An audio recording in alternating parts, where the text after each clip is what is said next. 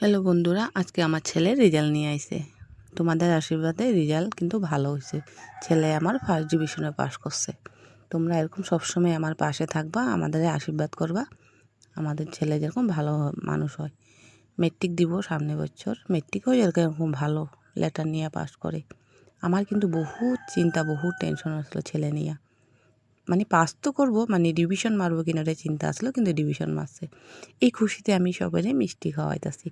তোমরাও আইবা মিষ্টি খাইতে। আমরা কিন্তু ঘরে ঘরে মিষ্টিগুলো খাইতেছি। এখানে আমাদের বাড়িতে কয়েকজন আছে, সবাই দিলাম। পিছন দিকে আরেকজন আসলো, ওই জন্যও নিয়ে দিলাম। আমরা তো সবাই মিষ্টি খাইছি।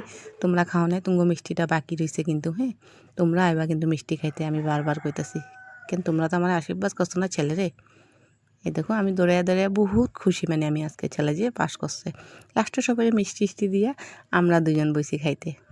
জামাইরাও দিলাম, আমিও খাইলাম মিষ্টিটা। কেন আমরাও একটু কষ্ট করছি না, আমার বহুত টেনশন আসলো না। মানে আজকে শান্তিতে বইয়া মিষ্টিটা খাইতেছি।